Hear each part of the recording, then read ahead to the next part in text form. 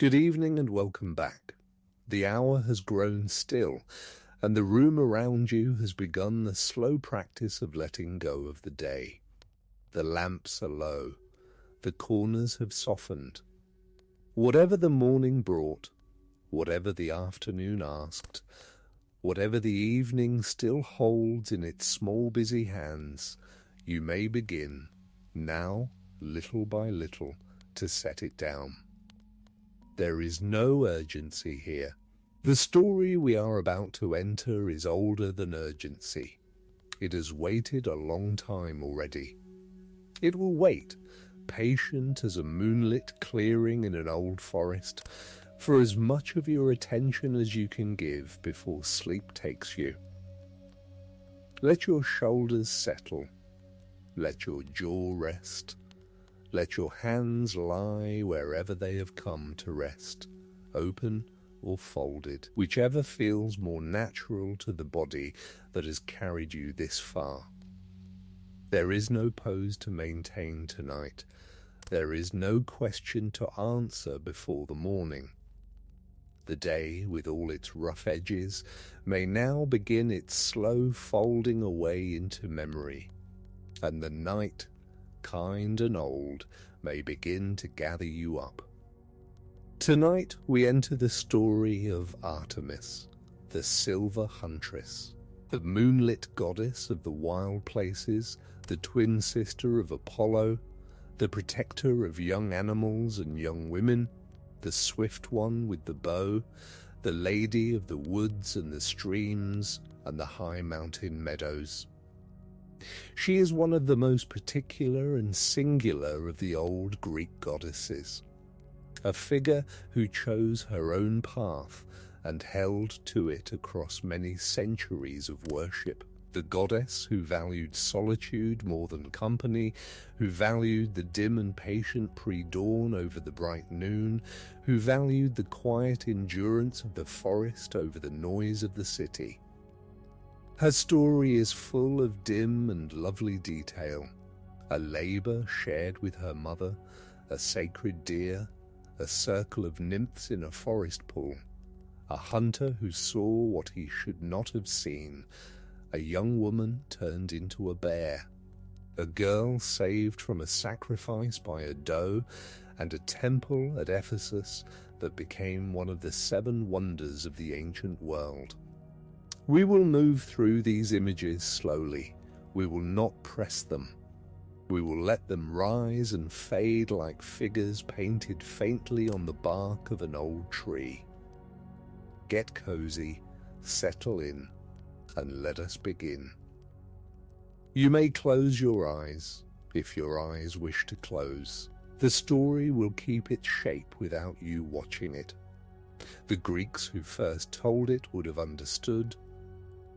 They told their stories often around fires, in the dark hours when the work of the day had ended and the bodies of the listeners had begun their own quiet slumber. The teller continued.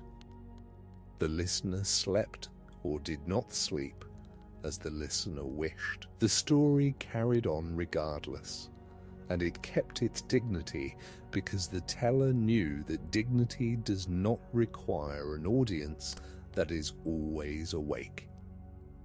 In the beginning of this telling, we must step back, before Artemis was born, into the older household of Olympus, where her father Zeus had recently become king, and where her mother Leto, daughter of the Titans Koios and Phoebe, had recently become pregnant by him.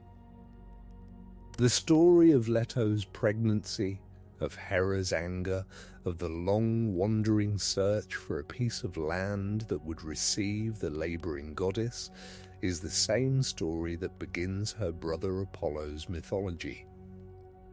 We will tell it again here, but briefly, because Artemis was born into it before Apollo was. Leto wandered. The land refused her. No solid ground would receive the goddess whose labour was approaching, because Hera, the queen of Olympus, had forbidden it in her jealous anger. The pregnant Leto crossed mainland and island, coast and outpost, finding no place that would receive her. Her body grew heavier. Her time grew nearer. She wept, the old singers say, with the slow tears of a woman who had been driven from every hearth she had tried to approach.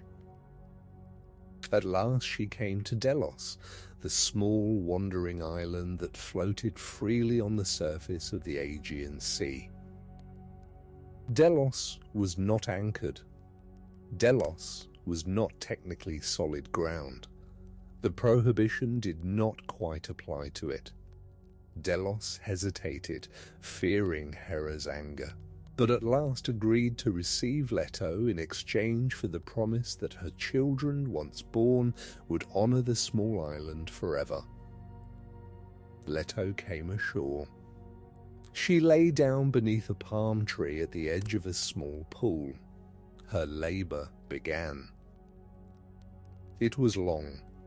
Hera had detained Eileithyia, the goddess of childbirth, on Olympus, refusing to let her descend to assist. Without Eileithyia, no birth could be completed easily. Leto labored for 9 days and 9 nights. The other goddesses, watching in distress, sent Iris, the rainbow messenger, to bribe Eileithyia with a magnificent necklace, 9 cubits long, made of amber and gold. Eileithyia, persuaded by the gift and perhaps also by her own pity for the labouring mother, slipped away from Hera and came to Delos. Then Leto gave birth. First came Artemis, the elder twin. She emerged from her mother quickly, the old tradition says, easily, with the kind of effortless arrival that the Greeks attributed to her throughout her later life. She did not cry. She did not stumble. She simply was, in the moment of her emergence, already herself, a small, bright huntress, with the calm, patient eyes of one who would later watch the deer in the high meadows for hours without moving. Almost immediately, Artemis turned back to help her mother with the second birth. Apollo's labor, the old tradition says, was harder. Leto was tired. The labor had already been long. Artemis, only newly born, knelt beside her mother and served as midwife. She washed her hands in the pool. She steadied her mother's breathing. She helped to receive her brother as he emerged. The image is one of the loveliest in all the old myth. A newly born goddess, still wet from her own emergence, kneeling to help her brother come into the world. The Greeks loved this small detail. It made Artemis from her first breath the goddess of mothers and of childbirth, a role she would carry in many local traditions thereafter. This act of midwifery for her own twin shaped Artemis's later character in a particular way. She became, in many traditions, the goddess to whom women in labor prayed. They invoked her not just as the goddess of the bow, but as the goddess who had attended her own brother's birth, who knew what labor was, who would help the woman through her long hours of pain and effort. The Greeks were honest about how dangerous childbirth was in the ancient world. Many women died in labor. Many infants did not survive. To have a divine attendant at the bedside was a comfort. Artemis was that attendant. She had been midwife from her first hour, and she remained midwife to mortal women across the centuries. Then Apollo too was born, and the twins lay together with their mother under the palm tree, while above them, in the clear Aegean sky, the day began to brighten. We will not dwell on Apollo here. His story belongs to another night. We are following his sister, Artemis grew quickly, as gods often do in the old stories. As a small child, the tradition says, she went to her father Zeus and asked him for several gifts. The list of her requests is one of the most charming small passages in the old mythology. She asked for eternal maidenhood, that she would never have to marry. She asked for many names, so that she could be honored in many ways across the Greek world. She asked for a bow and arrows made by the Cyclopes. She asked for a quiver. She asked for a knee-length tunic so that she could run freely in the forest, unhampered by the long robes the other goddesses wore. She asked for a band of 60 young nymphs of the sea, the Oceanides, to be her companions, and another band of 20 mountain nymphs to tend her dogs and her hunting gear. She asked for all the mountains in the world, so that there would always be a place where she could go to be alone. And she asked, finally, for a single city, just one, that would honor her as its primary patron, though she would visit cities only rarely. Zeus, the old story says, smiled at this list. He granted everything she had requested. The bow and arrows were ordered from the Cyclopes. The nymphs were summoned from the seas and the mountains. The mountains of the world became Artemis's territory. And one city was chosen for her. In many traditions it was Ephesus, on the western coast of Asia Minor, which would later become the seat of one of her most famous temples. There is something tender about this list. Artemis as a small girl knew what she wanted. She wanted independence. She wanted the bow and the freedom to use it. She wanted companions who would not interfere with her, who would respect her preferences. She wanted the mountains, the wild places, the open spaces where she could move without being watched. And she wanted, gently, just one city, so that she would not be entirely without honor in the human world. The Greeks loved this combination of solitude and connection. Artemis was not a recluse. She had her companions. She had her one city. But mostly she had the wild, and the wild was where she belonged. Her bow, made by the Cyclopes, was silver. Her arrows were silver-tipped. They were said to make a faint silver whistle in flight, audible only to those with refined hearing, similar to her brother's arrows, but with a different quality, a softer one. Where Apollo's arrows brought sudden bright illness or swift justice, Artemis's arrows were more often the arrows of mercy, the arrows that ended the suffering of an animal that had been wounded, the arrows that brought a peaceful death to women whose lives had grown unbearable. Death by Artemis's arrows in the old Greek imagination was a death without pain, a death like falling asleep in a clean, cool place. Her companions, the nymphs of the sea and the mountains, formed her household. They were all young, all virgin, all bound by the same oath that Artemis herself had taken to remain unmarried, to live in the wild, to honor the goddess by following her example. They wore the same short tunics. They carried the same bows. They moved through the forests behind her in a loose, silent band, 60 or 80 figures, the dogs running between them, the morning mist rising from the streams as they passed. The image of Artemis and her band has been one of the lasting images of the old Greek mythology. Painters and sculptors for centuries depicted this scene, the silver-clad goddess striding through a forest clearing, her nymphs behind her, the dogs at her heels, the moonlight on her shoulders, or the dawnlight brightening the trees behind her. The image carried a particular feeling of freedom, of solitude shared with a few, of the wild as a kind of home that the cities could not quite offer. Artemis's dogs were given to her in some traditions by the great god Pan, the goat-footed god of the wild. Pan had a pack of 7 dogs, swift and strong, and he gave them to Artemis as a gift.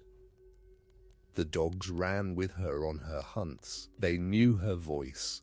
They followed her commands without ever being trained in any formal way.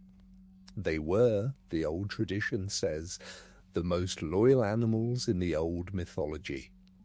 The dogs whose devotion was so complete that they would not eat or sleep when their mistress was absent. Good evening and welcome back. If your mind has wandered through the early portion of the story, the figures have begun to gather.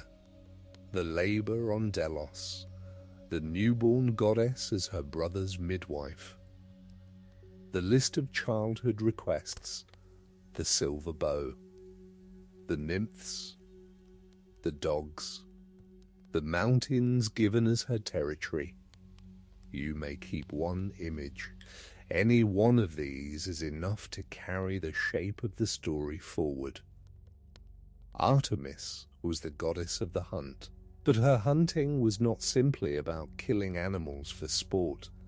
The Greeks understood her relationship with the wild creatures as a complicated one.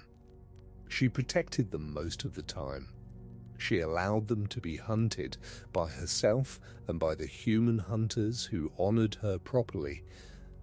But she was strict about the rules of the hunt. A hunter who killed too many. A hunter who killed pregnant animals. A hunter who boasted of his kills. A hunter who failed to honor the killed animal with the proper rituals. All of these incurred Artemis's anger. There is a famous story of the hunter Agamemnon who killed a sacred deer in a grove of Artemis and then boasted that he was a better hunter than the goddess herself. Artemis, hearing the boast, became angry. When Agamemnon and the Greek fleet later assembled at Aulis to sail for Troy, the winds refused to fill their sails. The seer Calchas, consulted, said that Artemis was demanding a particular sacrifice in exchange for the wind. Agamemnon's own daughter, Iphigenia, Agamemnon, after long anguish, agreed. Iphigenia was brought to Aulis. She was led to the altar. She knelt before the priest with the sacrificial knife. But Artemis was not, in all traditions, a goddess who demanded that the sacrifice be completed. In one tradition, the older and harsher one, Iphigenia was indeed killed, and Agamemnon paid for her death with his own life when he returned home from the war. In another tradition, the gentler one that the Greeks themselves preferred to tell, Artemis substituted a doe for the young woman at the last moment. The knife came down on the doe's neck. Iphigenia was swept away, invisible, to Artemis's distant temple at Tauris on the Black Sea, where she became a priestess of the goddess and lived for many years before eventually being reunited with her brother Orestes. We will pass the harsher version gently. The sleep story prefers the gentler one. Iphigenia was saved. The doe was sacrificed. The winds rose. The Greek fleet sailed for Troy. The The story continued, but the dignity of the young woman was preserved, and Artemis was honored as the goddess who, even when angry, did not require the death of innocents when a substitute would do. The story of Iphigenia became one of the great Greek tragedies, retold by the poet Euripides in 2 different plays, both of which have survived. The image of the young woman at the altar, of the substituted doe, of the salvation by the goddess, became one of the lasting images of Greek religious imagination. Artemis in this story was both terrible and merciful, both the goddess who had demanded the sacrifice and the goddess who had spared the actual victim. The Greeks understood that their gods worked in this complicated way.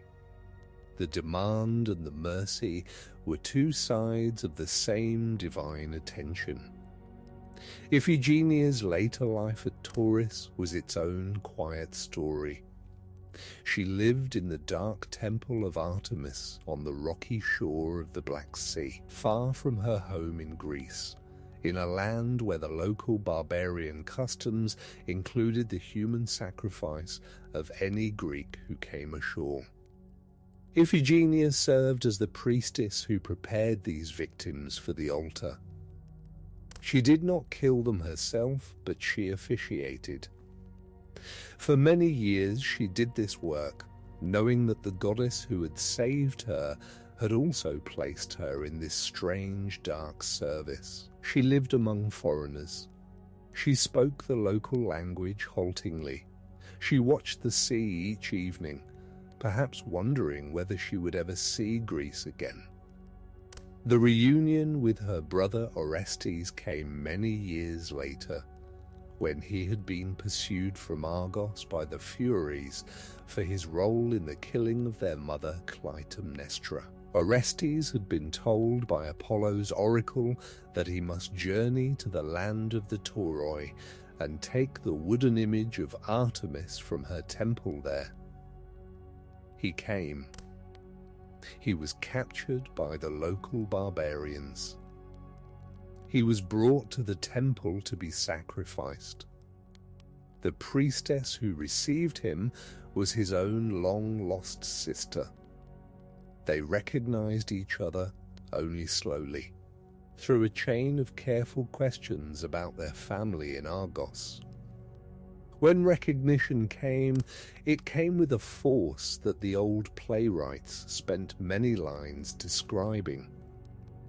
Brother and sister, separated by years, by distances, by changes of fortune, recognized each other in a dark temple at the edge of the known world.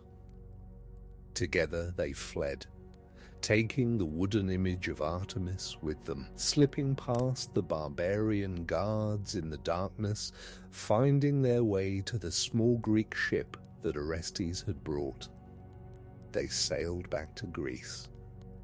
The image was eventually placed in the temple at Broron, where it became one of the most venerable sacred objects of Athens. Iphigenia, freed at last from her long service, became in some traditions a priestess at Broron in her old age, serving the same goddess who had saved her so many years before, but now in a brighter and friendlier setting. This long story of Iphigenia, beginning at the altar at Aulis and ending at the small Athenian sanctuary of Broron, is one of the great arcs of Greek mythology. It shows Artemis not as a single act of mercy, but as a long, patient companion. The goddess who had saved the young woman from the knife had also placed her in a dark service for many years. The goddess who had finally arranged the rescue had been the same goddess who had set the trial in motion. The Greeks understood that divine mercy was not always immediate. Sometimes it was spread across decades. The young woman saved at 12 might serve in a strange land for 30 years before finally being brought home. The goddess held the long view that mortal lives could not always hold. Artemis's particular role in the lives of women across the Greek world deserves a longer pause. She was in many ways the goddess of the female lifespan, presiding over its various transitions. Young girls before puberty were her people in their bear girl form at Broron. Young women of marriageable age were her people during their last moments of unmarried freedom. Pregnant women in labor were her people as she stood at the bedside with her brother's first midwifery passed down through her own example. Older women whose families had grown were her people as they took up the small village shrines of the goddess and tended them as priestesses. The widow who had lost her husband and who began to feel a strange new freedom in her empty house was her people as she took on the silver self-sufficiency that the goddess of solitude honored. The Greeks understood that a woman's life moved through many shapes. Artemis was the patron of these transitions. The young girl became a young woman, who became a wife, who became a mother, who became an older woman, who became, sometimes, a widow, who became, finally, a presence in her own house and her own neighborhood that the younger women would consult when they had questions of their own. Each of these transitions was watched by the goddess.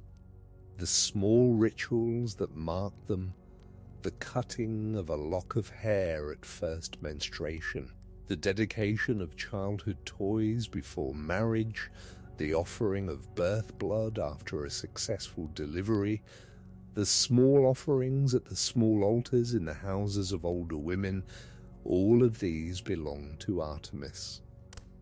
She was not the only goddess involved in any of these moments. Hera presided over marriage. Demeter presided over the mothering of children. Aphrodite presided over the body's beauty. But Artemis was the connecting thread, the one who watched the woman as she passed from one state to another, regardless of which other goddess was momentarily central. This was a generous and inclusive role. Artemis was not only the goddess of those who chose to remain unmarried, she was the goddess of those who married too. She was the goddess of those who had many children and those who had none. She was the goddess of those who were happy in their marriages and those who were not. The Greeks were honest about the difficulty of women's lives in their society. They were also honest about the limitations of their other goddesses to address that difficulty. Hera, who was supposed to be the goddess of marriage, was often shown in the myths as bitter and angry. Aphrodite, who was supposed to be the goddess of love, was often shown as causing chaos. Artemis, by contrast, was steady. She was the same in every season of a woman's life. She did not require the woman to be in any particular state of her marriage or her family.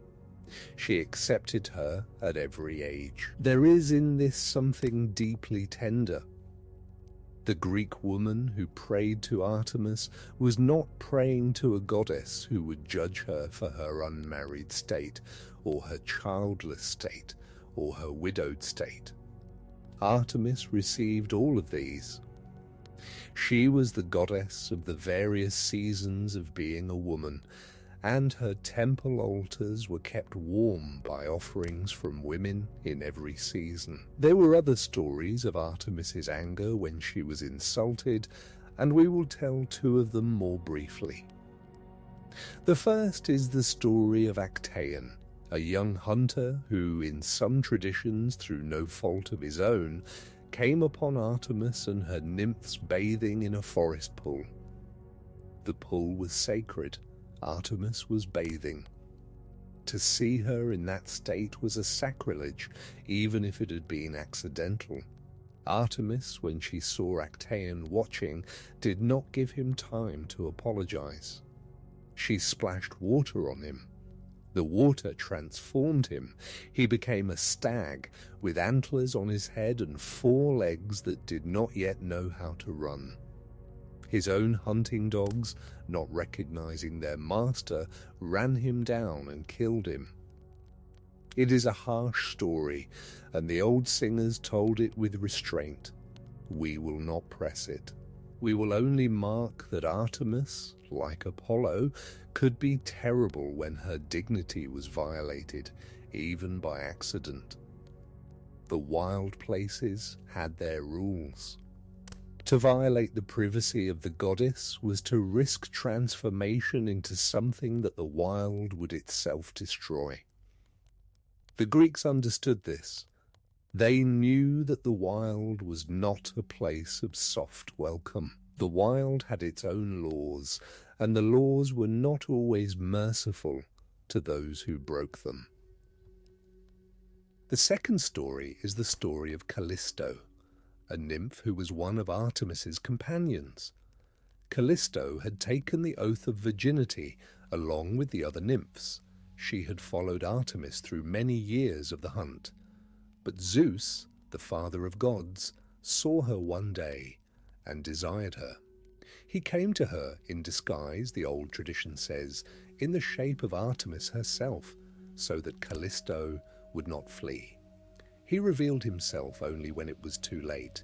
Callisto was now no longer a virgin. She had broken her oath, although unwillingly. Artemis, when she discovered what had happened, was angry. She did not always distinguish between a willing and an unwilling breaking of the oath. Callisto was expelled from her band. She wandered alone, pregnant, into the forests. She gave birth to a son, Arcas, who would later become the founder of a Greek tribe called the Arcadians. Hera, also angry at Callisto for having attracted Zeus's attention, transformed her into a bear. The bear wandered the forests for many years, eating berries, sleeping in caves, unable to speak to her own son when he later grew up and became a hunter. The story has a tender ending in some traditions. Arcas, hunting in the forest as a young man, encountered the bear. He raised his spear to kill her, not knowing she was his mother. Zeus, watching, intervened at the last moment. He transformed Arcas too into a smaller bear. Then he lifted both mother and son into the sky, where they became the constellations of the Great Bear and the Little Bear, Ursa Major and Ursa Minor, the bright dippers of the northern sky. From that day, mother and son have circled the pole together, never quite touching, but always near each other, never quite setting below the horizon. The old story says that Hera, still angry, forbade the two bears from ever bathing in the sea, which is why those particular constellations never sink below the horizon in the northern sky. The story of Callisto is one of the harder ones in Artemis's mythology. The goddess of the protected virgins did not always protect them gently when they had been compromised.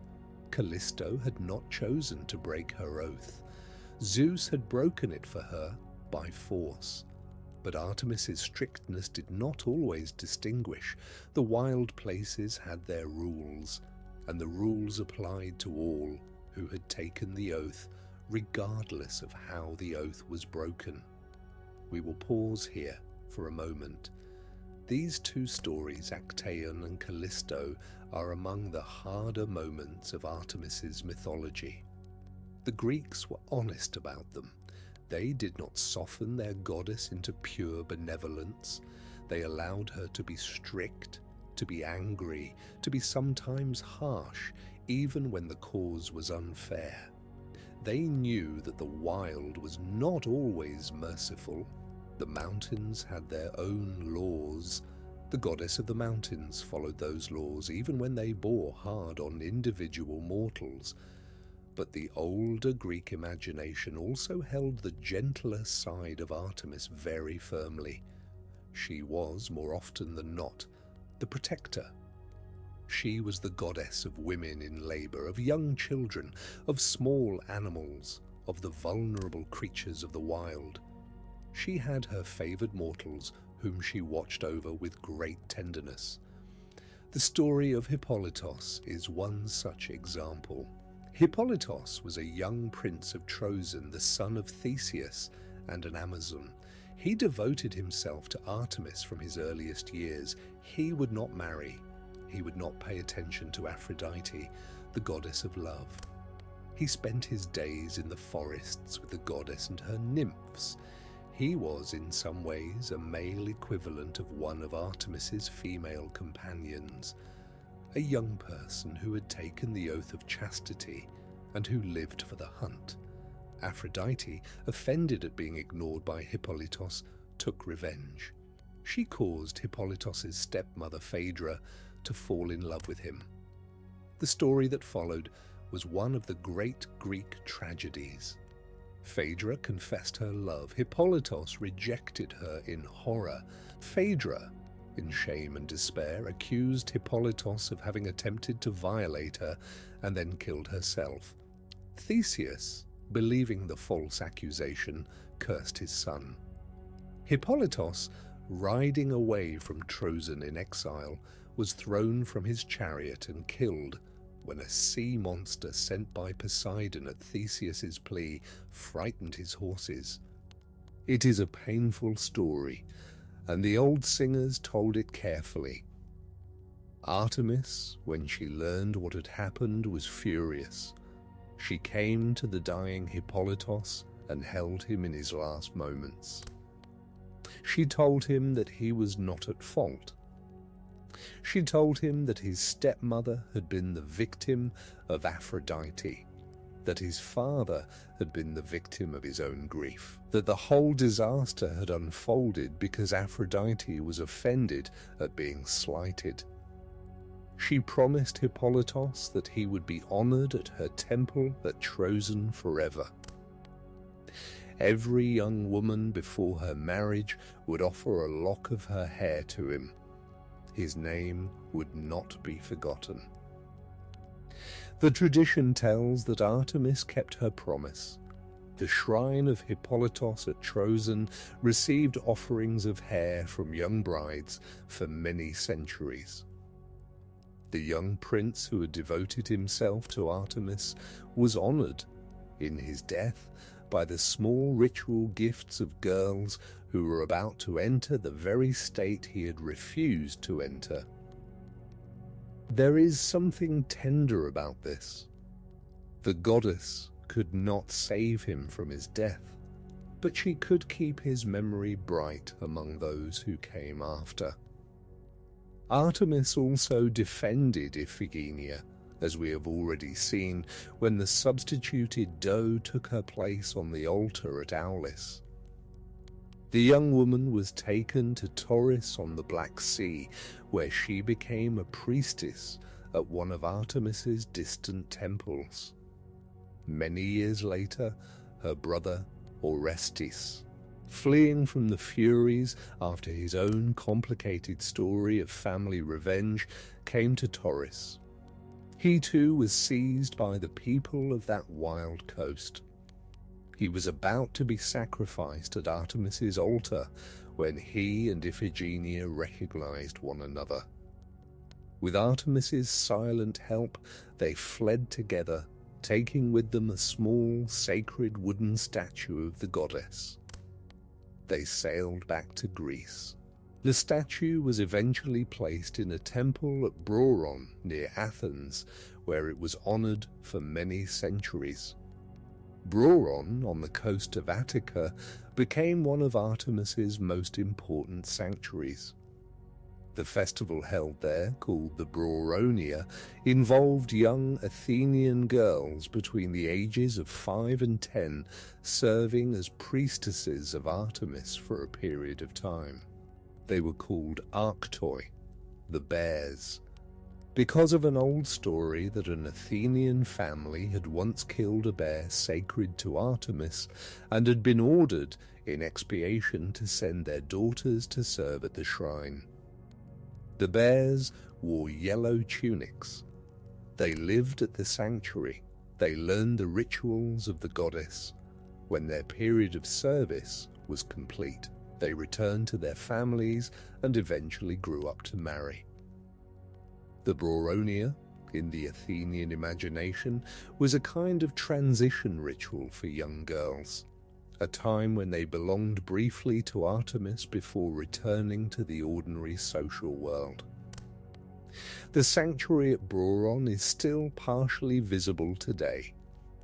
The colonnaded courtyard where the bear girls played still stands, though without its roof. The small stream beside the sanctuary where the girls bathed still flows. The temple has fallen, but its foundations are clear. To walk the site is to feel, even now, the small ritual world that the old Greeks built for their daughters. A world that gave each young girl a brief experience of belonging to Artemis before they belonged to anyone else. Artemis was also worshipped, in a distinctly different form, at Ephesus, on the coast of Asia Minor. The Ephesian Artemis was an older figure, partly Greek and partly drawn from Anatolian goddess traditions that predated the Greek colonization of the region.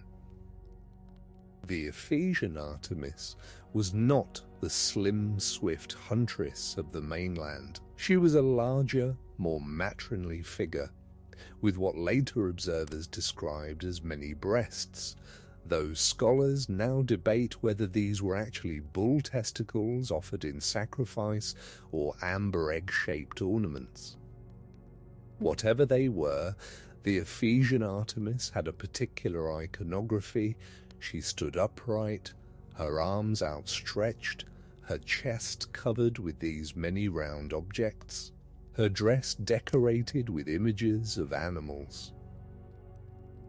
The Temple of Artemis at Ephesus, called the Artemision, was one of the 7 wonders of the ancient world. It was built and rebuilt several times across many centuries. The earliest temple on the site dated to the Bronze Age. The grandest version, built in the 6th century before our era, was destroyed by fire in the 4th century before our era on the very night, the old tradition says, that Alexander the Great was born. The temple was rebuilt even larger after that destruction. It was 425 feet long, with 127 marble columns, each 60 feet tall. The roof was made of cedar. The interior held the great statue of the Ephesian Artemis, with its many round objects surrounded by smaller statues of nymphs and animals. The temple was destroyed for the final time by Goths in the 3rd century of our era, and the city of Ephesus declined thereafter. The columns were eventually quarried for building stone in the nearby city of Seleuc. Today, only one column stands of the great temple, in a field beside the small modern town that grew up on the site. Birds nest in its capital. Visitors walk past it. The 7th wonder of the ancient world has become a single lonely column, with sheep grazing around its base. The slow patience of time takes everything, even the greatest temples. But the Ephesian Artemis was, while she stood, one of the most important religious centers of the ancient Mediterranean. Pilgrims came from across the known world. The festival held at Ephesus in her honor, the Artemisia, drew thousands of worshippers. The priests of the temple were eunuchs, in a tradition that connected the Ephesian Artemis to older Anatolian goddesses like Cybele. The priestesses were young women drawn from the noble families of Ephesus. The wealth that flowed into the temple from pilgrims' offerings made it one of the richest banks of the ancient world, holding the savings of cities across the eastern Mediterranean. The Ephesian Artemis, with her many round objects and her many animals, was a goddess of fertility, of abundance, of the deep generative powers of nature. She was, in this aspect, quite different from the slim Huntress of mainland Greece. The Greeks themselves understood that these were different aspects of the same goddess, that the unifying thread was the wild creative power of the natural world, which could be expressed as the swift huntress in one region and as the abundant nurturer in another. The same divine principle wore different clothes in different places. For now, remember this: Artemis was the goddess of many wild things, and the wild things did not all look the same in every region. The forests of mainland Greece gave her one face. The grain fields of Anatolia gave her another. The northern mountains of Thrace gave her yet a third. The Greeks were comfortable with this diversity. They did not insist that their gods be uniform. They allowed Artemis, in particular, to be many things in many places while still being one goddess at the core. The night has deepened now, and the story has carried us a long way. Let us gather some more figures before we let them all settle. The mountain meadows of Arcadia where Artemis hunted with her nymphs, the cool forest pools where they bathed the deer who were her sacred animals. The bears, particularly the great bear of Broron, whose accidental death by hunters started the bear girl tradition. The boars, particularly the great boar of Calydon that Artemis sent against the Greek hunters who had forgotten to honor her. The Caledonian boar hunt is one of the lesser known but beloved stories of the old mythology. It began when King Oeneus of Calydon offered first fruit sacrifices to all the gods except Artemis.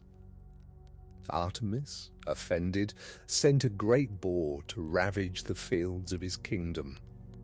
The hero Meleager gathered the best hunters of Greece to slay it.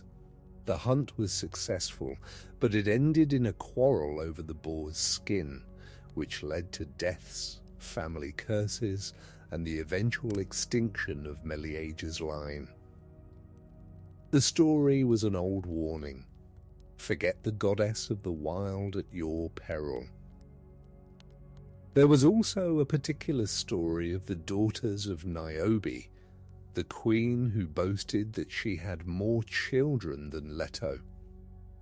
Apollo and Artemis went together to punish the insult. Apollo killed the 7 sons, Artemis killed the 7 daughters. The Greeks told the story of the daughters with particular sadness. The youngest daughter of Niobe, the old tradition says, hid behind her mother's skirts when she saw Artemis approaching, and she begged her mother to plead for her life. Niobe, weeping, did plead, but the offense had been too great. Artemis shot the youngest daughter, and Niobe gathered her dead children around her and wept until she was turned to stone.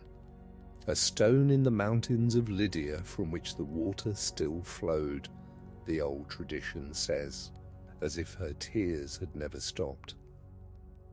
It is a heavy story, and we will not press it tonight. We will only mark that Artemis was capable of this kind of strict consequence when her mother was offended. The same goddess who watched gently over the small bear girls at Broron was the goddess who, when the dignity of her family was at stake, could not be turned aside. There was also the story of Orion, the great hunter who was, in some traditions, briefly Artemis's companion. They hunted together in the mountains. They spoke of the hunt. There was a kind of friendship between them, though the old tradition is careful never to describe it as more than that. But Apollo, suspicious or perhaps jealous of any close male companion for his sister, set up an unfortunate test. Orion was swimming in the sea, far out from shore, only his head visible above the waves. Apollo, in some versions, challenged Artemis to shoot a small distant object he pointed out, claiming it was just a piece of driftwood. Artemis, never one to refuse a test of her aim, drew her bow. She shot. Her arrow struck the head of her friend, and Orion died in the sea. Artemis, when she realized what she had done, was grief-struck in a way she rarely was.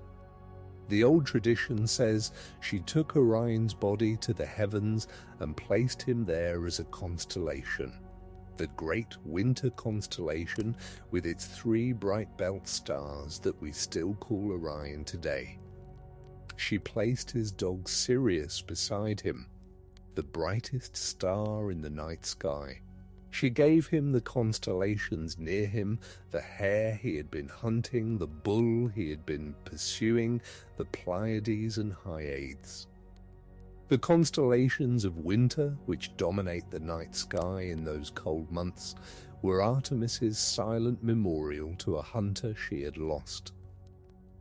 This story of Orion is one of the gentler ones, in its sad way.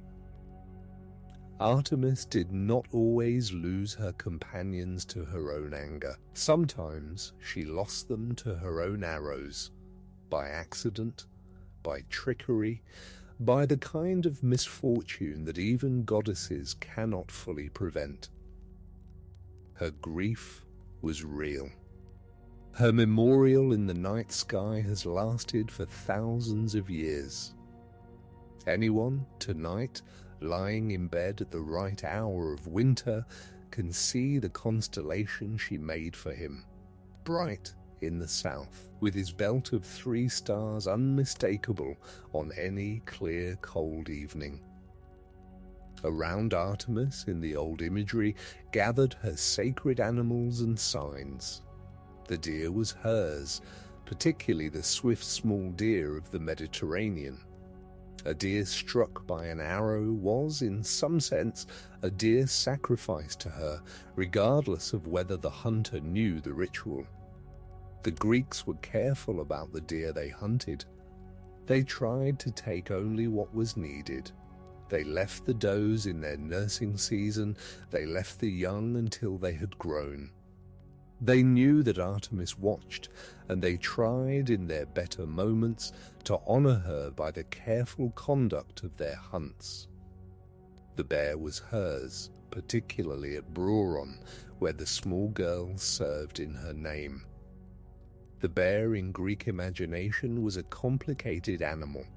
It was strong, dangerous when threatened, but also gentle in its way, particularly in the great mother bears of the Greek mountains, who raised their cubs through the long winters in the caves of the high places. Artemis's association with the bear linked her to this strength and gentleness combination.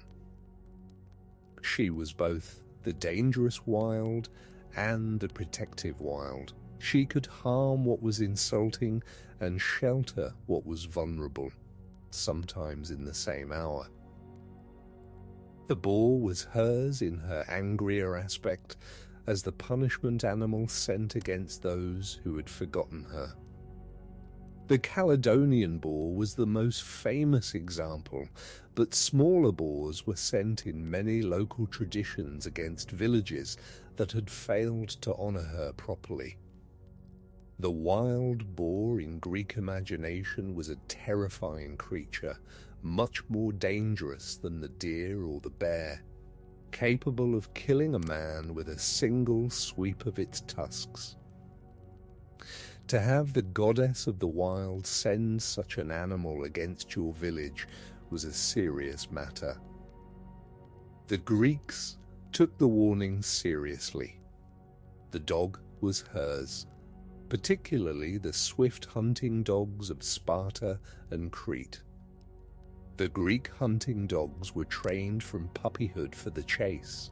Their training included not only the skills of finding and following the scent of game, but also the moral training of holding back when the master commanded, of returning when called, of refraining from attacking sheep or other domesticated animals. A good hunting dog was an extension of the master's will, and Artemis honoured the bond between hunter and dog as one of the small sacred relationships of the wildlife. The quail was hers, the small ground bird whose nesting habits made it easy to flush from cover. The wild palm tree was hers, the tree of her mother's birthplace on Delos. The wild olive, distinct from the cultivated olive of Athena, was hers in some local traditions. The cypress was hers in others, particularly where she was honoured as the goddess of mountain springs. The cypress around the spring suggested the wild mountain quiet that she loved, and the small offerings left at the base of the trees were among the simplest gifts mortals could give her. A flower, a bit of bread, a drop of wine poured onto the roots. There was also the moon. Artemis's connection to the moon was a slow accumulation. In the earliest Greek traditions, the moon was associated with Selene, an older goddess, not with Artemis. But over time, Artemis gradually absorbed the lunar associations. By the Hellenistic period, and certainly by Roman times, Artemis was the goddess of the moon almost as fully as she was the goddess of the hunt. The Romans, who called her Diana, made the lunar association central. The moon, with its silver light and its association with the night and the wild, became one of her great signs. The reasons for this absorption are complex. Partly it was because Artemis's brother Apollo was associated with the sun, or at least with bright daylight. And the Greeks liked symmetries. The twin gods could be the day and the night, the sun and the moon. Partly it was because the moon had its own connections to childbirth, women's bodies, and the lunar cycles of fertility, which fit Artemis's older role as protector of women. Partly it was because the cold silver light of the moon falling on a forest clearing was simply a fitting image for the cold silver figure of Artemis with her bow. By the time we get to the Roman poets and the later European tradition, Artemis was the moon goddess almost exclusively. The hunting aspect, while still present, had become secondary to the lunar one. The silver chariot of Artemis, drawn by white deer, crossing the night sky, became one of the great images of European poetry. The huntress in the forest was still there, but she was now also the lady of the moonlit clouds, the patient one who rose above the dark earth night after night with her cold, pale light. The Romans called her Diana, and the Diana of the Roman poets is a slightly different figure from the Greek Artemis. The Roman Diana was even more strongly associated with the moon, with the hunt, with the wild forests of the Italian countryside. Her great sanctuary was at Nemi, a small volcanic crater lake south of Rome, set deep in the Alban Hills. The lake was called the Mirror of Diana because its still surface caught the moonlight perfectly. The grove around the lake was ancient. Within it was a temple to Diana, where a strange priest called the Rex Nemorensis, the king of the wood, served. This priest was always a runaway slave who had killed his predecessor in single combat. He held his position only as long as he could defeat any challenger who came to fight him for the role. It was a strange, dark survival of much older traditions, and the Greek and Roman writers commented on it with a mixture of fascination and discomfort. Artemis Diana, in this Italian form, was the goddess of an older world that the city of Rome had only barely civilized. The grove at Nemi was visited by pilgrims for many centuries. Even when the official priesthood had ended, the grove retained its sacred character. Modern excavations have found many small offerings in the soil around the temple foundations, small bronze figures, terracotta heads, simple tools left as gifts. The pilgrims had been ordinary Italian country people, mostly, leaving small thanks for cures, for safe pregnancies, for successful hunts. Diana of Nemi was their goddess. She received their gifts. She was, in this Italian form, perhaps closer to the older Artemis than the more refined Greek versions had been. The goddess of the wild who received the offerings of the country people rather than the philosophical reflections of the city dwellers. The Greek Artemis also had local mountain shrines that the cities did not always know about. In Arcadia, the mountainous region of the central Peloponnese, the worship of Artemis was particularly old and particularly local. The Arcadians honored her in many small sanctuaries scattered across their high valleys.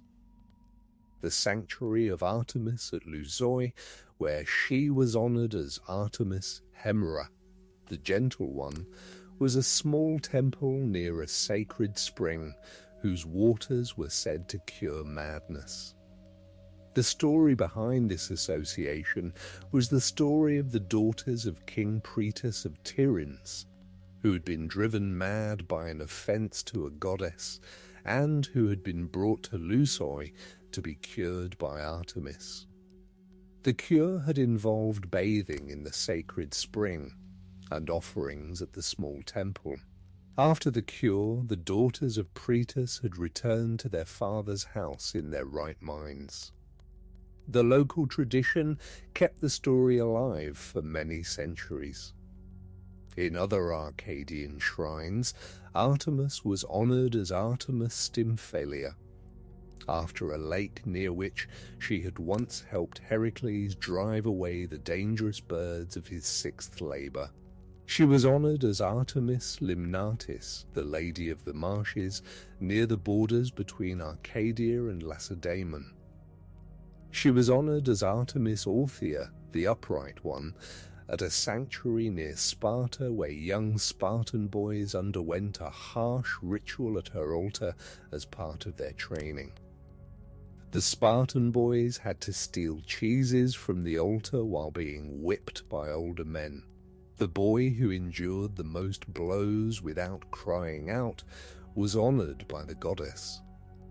The ritual was, to modern sensibilities, harsh, but the Spartans understood it as a test of endurance, and Artemis as the goddess who watched young people through their tests. The ritual was held for many centuries.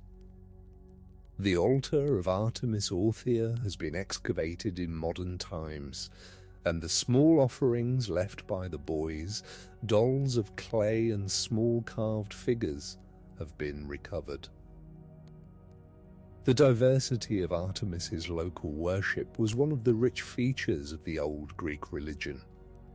Each region had its own particular version of her.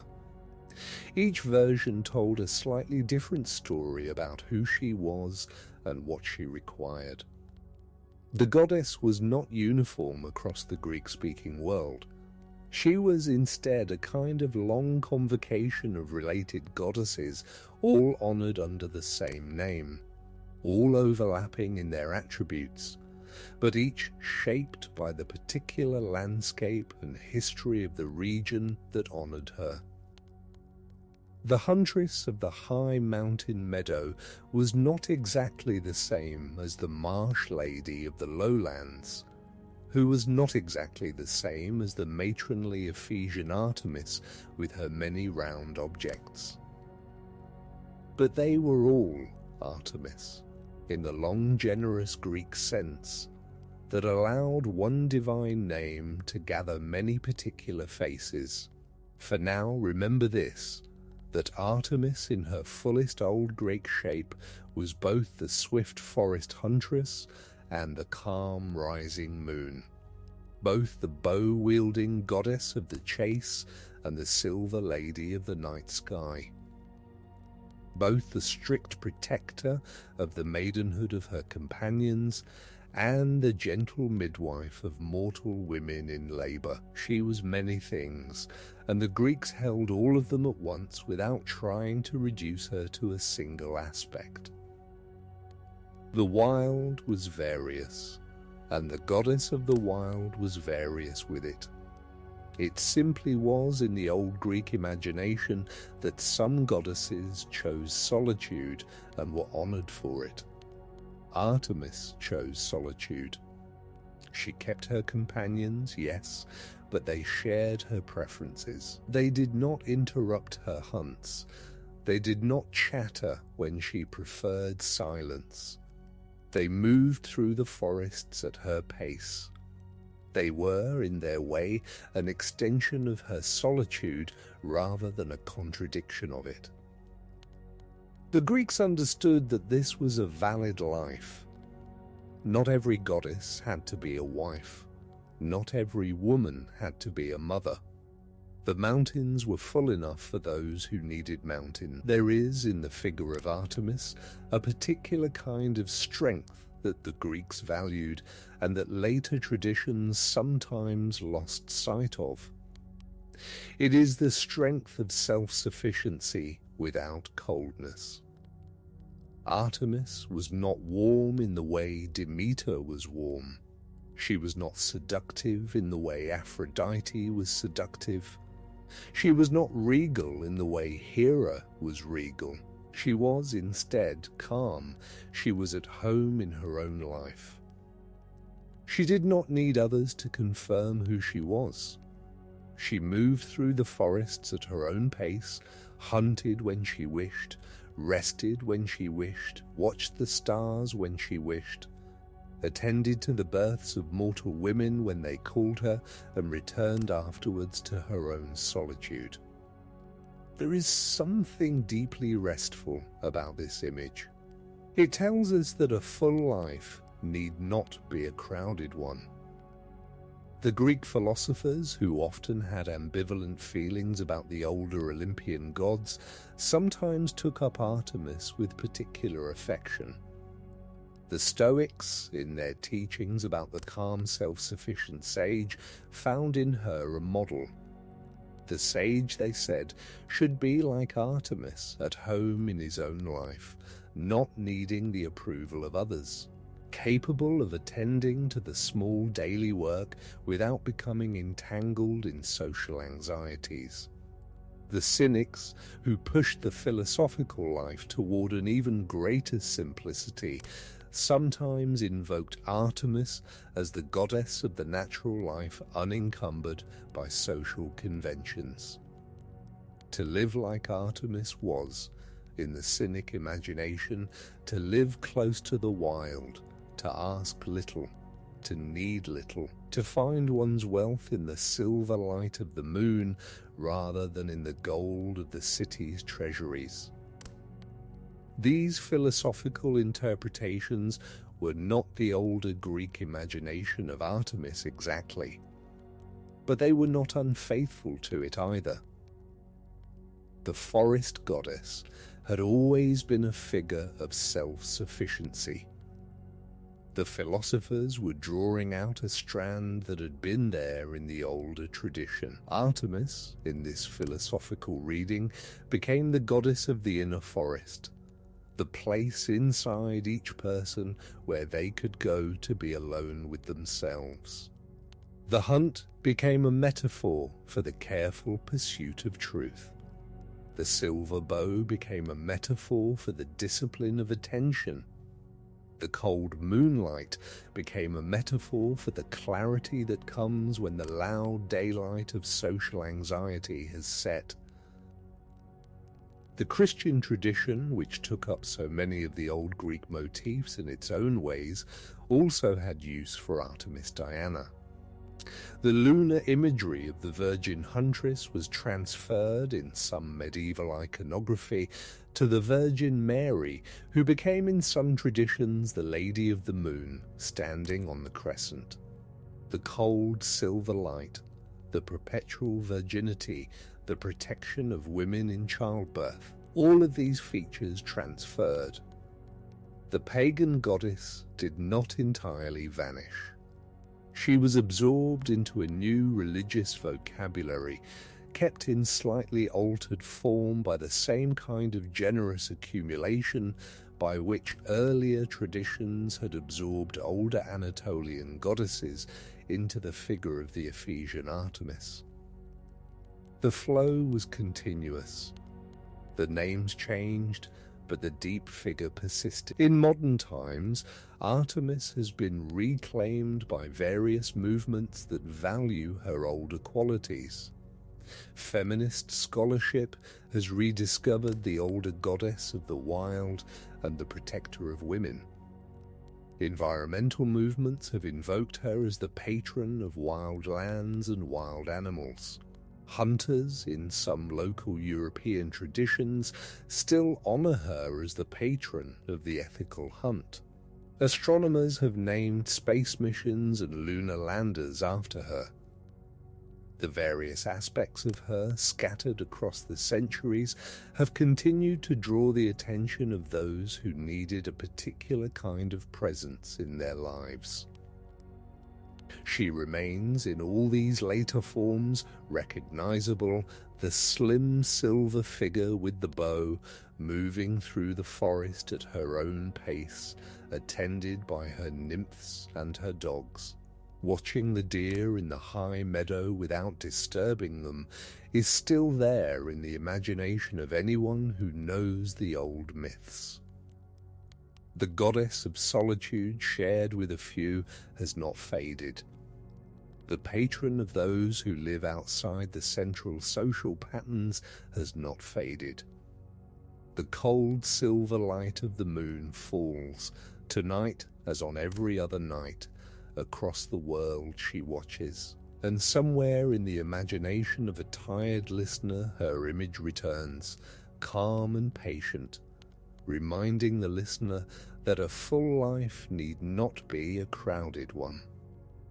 But that is a story for another day, the way Artemis's image shaped centuries of later thinking about solitary lives.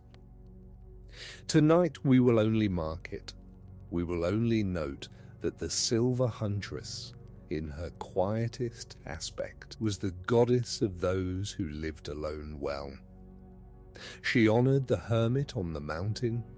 She honored the solitary scholar in the small house. She honored the older widow who had grown to like her empty house. She honored the unmarried woman who had found her own life sufficient.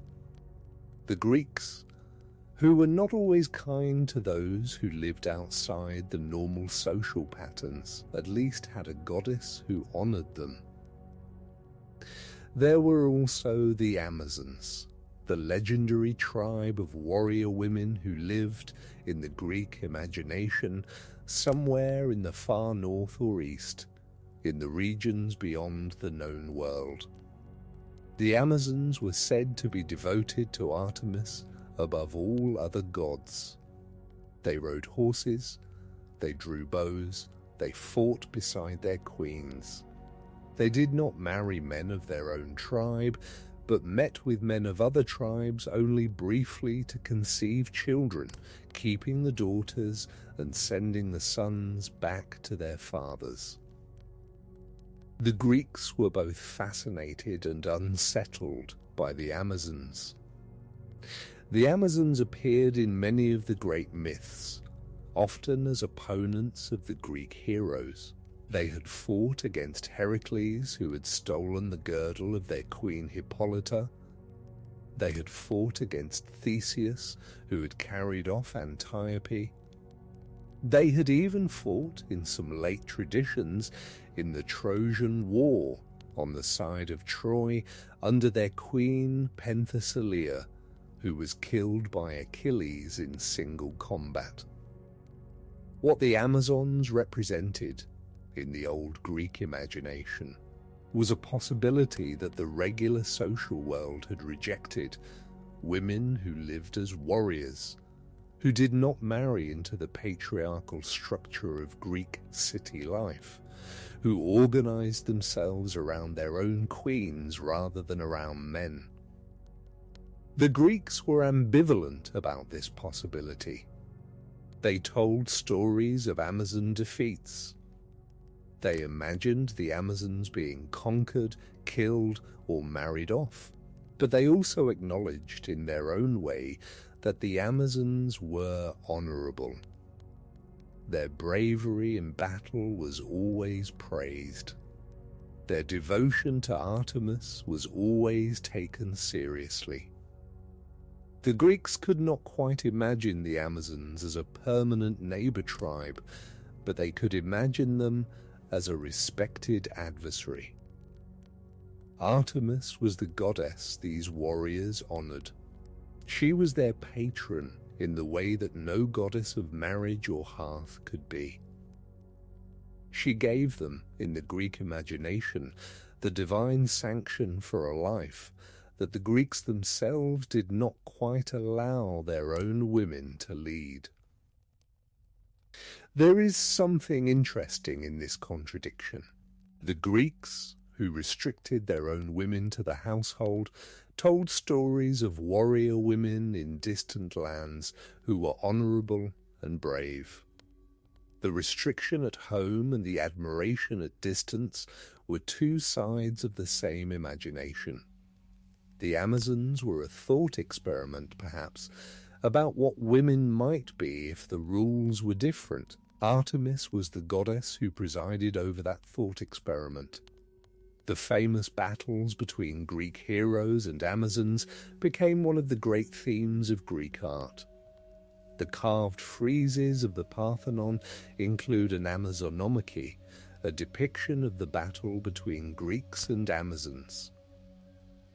The mausoleum at Halicarnassus, another of the Seven Wonders, also had Amazonomachy panels. The image of the Greek warrior locked in combat with a mounted female warrior, both of them dignified, both of them visibly skilled, was one that the Greek sculptors loved. They could show in marble the same kind of respect that the old poets gave to their Amazon characters in words. The Amazon was an enemy worthy of the highest warriors. She was not a comic figure. She was, in her brave dignity, almost a Greek heroine in different clothes. The legendary queens of the Amazons had their own particular stories. Hippolyta, whose girdle was taken by Heracles, was said to have given the girdle willingly at first, before a misunderstanding caused by Hera led to the battle in which she was killed. Antiope was carried off by Theseus and became the mother of his son Hippolytus, the same young man we have already discussed who devoted himself to Artemis. Penthesilea, the last queen of the Amazons, came to Troy to fight on the Trojan side late in the war, was killed by Achilles in single combat, and was then mourned by Achilles when he saw her face in death. The image of Achilles cradling the dying Penthesilea became one of the great sad images of late antique poetry. These Amazon stories, taken together, form a long meditation on the relationship between male warriors and female warriors, on the possibility of women living outside the household economy of marriage, on the strange tribal arrangements that the Greeks could imagine but could not quite institutionalize at home. Artemis presided over all of it. She was the patron of the women who did not fit. She was the goddess of the borders, the places where the regular rules of social life thinned out into something else. It is worth pausing on this thought. The Greeks honored many goddesses, but Artemis was particularly the goddess of the marginal. The young girls before marriage were her people. The pregnant women in labor were her people. The widows in their last years were her people. The unmarried women who had chosen against marriage were her people. The legendary warrior women in their distant lands were her people. She watched over the various moments and lives that did not fit the central family and household pattern that the Greek city took for granted. The goddess of the wild was also the goddess of the wild margins of social life. The two went together. The forest was the place that was not the city, and the unmarried life was the life that was not the household, and Artemis was the patron of both. The night is older now, and the story has carried us far. Let us gather all the figures and let them settle. The labor on Delos, the newborn goddess midwifing her brother, the childhood list of requests to Zeus, the silver bow from the Cyclopes, the nymphs of sea and mountain, the dogs from Pan, the wild mountains made over to her as her own domain, the deer, the bears, the boars, the quails, the pools where she bathed with her nymphs, Actaeon, who saw what he should not have seen, Callisto, who broke her oath under force, Iphigenia, saved by the substituted doe, the temple at Broron with its bear girls, the Artemision at Ephesus, the seventh wonder, now a single lonely column, Orion, killed by her own arrow at Apollo's trick, raised to the constellations of winter, the moon, slowly absorbed from Selene into Artemis's own domain. The Amazons in their far distant lands, the hunters who honored her with proper sacrifices, the women in labor who called her name, the young brides at Trozen leaving locks of hair at the shrine of Hippolytos, the cold silver light of moonlight across pine needles in the high meadow. These are the figures of Artemis's mythology, and you do not have to hold them. They are mentioned only so that they may settle. Let the names drift down like leaves into water. Let the images soften. Let the long history of the silver huntress become a quiet weight in the room, the way the moon outside the window is a quiet weight, holding without insisting.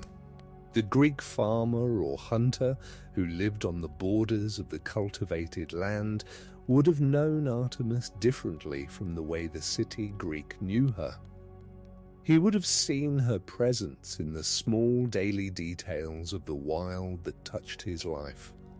the deer that came down to drink at the spring near his house, the fox that crossed his path in the early morning, the small owl that hooted from the cypress beside his barn, the storm that broke over the high meadows above his farm.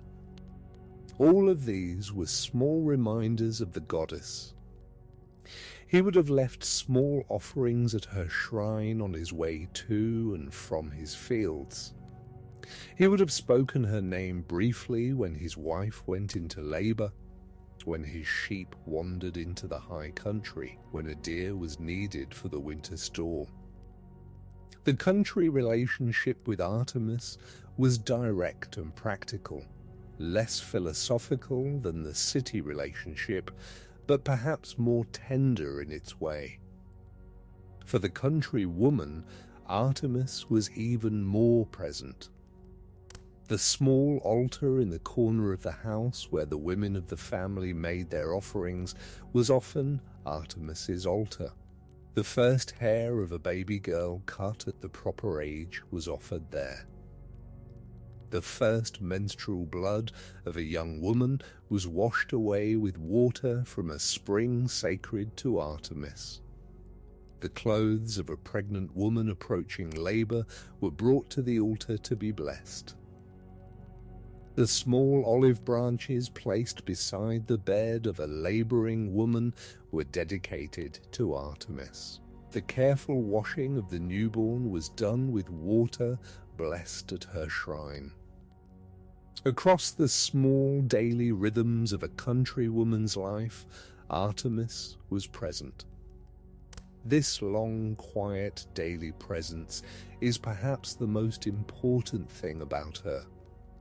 The dramatic stories, the Actaeon and Callisto and Iphigenia and Niobe stories, are the loud parts of her mythology. But the quiet parts, the daily offerings, the small altars, the small prayers, spoken into the darkness of country bedrooms at moments of birth or fear or hope, are the truer measure of her presence in the ancient world. She was woven into the small fabric of daily female life, across thousands of small communities, for many centuries. She was, in this sense, perhaps the most intimately known of the Olympian goddesses, the one whose presence touched the most lives the most often. There is a final small consideration for tonight. The Greek world, with its many gods and goddesses, gave each of them their own particular sphere, their own particular followers, their own particular way of being known. Artemis's way of being known was perhaps the most distributed across the actual landscape of the ancient world. Her small shrines were everywhere. Her name was spoken in many small village languages. Her offerings were left by many hands. She was not concentrated in any one great temple, except perhaps the lost Ephesian one. She was scattered, the way moonlight is scattered, across every cool, quiet place where someone might pause and remember her. Now let the story loosen, the way every long telling must when sleep approaches. Let the mountain meadows fade into a pale slope against a darker sky. Let the silver bow and the silver arrows lie quietly in their place. Let the nymphs settle into their own quiet sleep. Let the hunting dogs curl beside their mistress. Let the deer rest in the high meadow, no longer hunted tonight. Let the bear girls at Broron lie down in their small dormitories. Let the great column at Ephesus, with its birds nesting in the capital, stand silent in the dark. Let Orion's 3 belt stars shine, if the season is right, over the southern horizon. Let the moon, in whatever phase she has tonight, hold her place in the high air, watching the long sleep of the world without interrupting it. Good evening and welcome back, one last time, to the slow, gentle work of letting the story rest. The night has carried Artemis a long way. From a small wandering island to a great temple at Ephesus to the silver light of every moonlit night that has fallen since. There are many other tellings of her, many other small mortal stories, many other moments when the silver huntress appeared at the edge of someone's life. But that is a story for another day. The forest of her mythology is wide enough that no single knight can walk all its paths. There is one more image of Artemis worth holding tonight. An image not from any specific story, but from the long accumulated tradition of her presence. It is the image of her in the high meadow at dawn. The first light just beginning to soften the eastern sky. The dew still wet on the grass. The deer at the far edge of the clearing lifting their heads at her approach, but not bolting. The goddess walks quietly. Her bow is on her shoulder but not drawn. She is not hunting now. She is simply walking through her own country, looking at the small wildflowers, listening to the small sounds of birds beginning their morning songs, feeling the cool air on her arms. Behind her, somewhere out of sight, her nymphs are still asleep in their small camp. Her dogs are sleeping with them, curled in a heap near the embers of the night's fire. The mountains around her are pale grey, just beginning to catch the first light. The valley below is still in shadow, with mist rising from the small river that winds through it.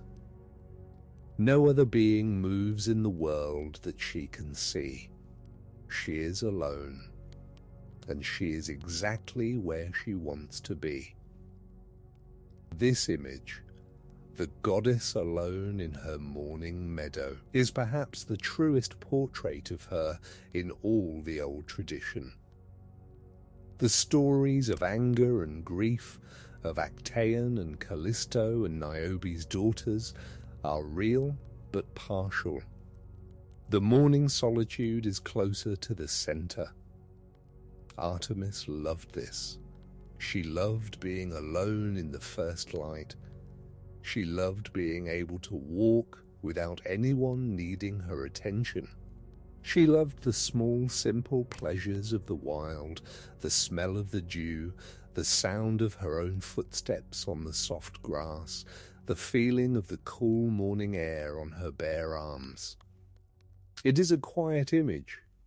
It does not make a great epic story, but it tells us, more than the louder stories, what kind of goddess she was.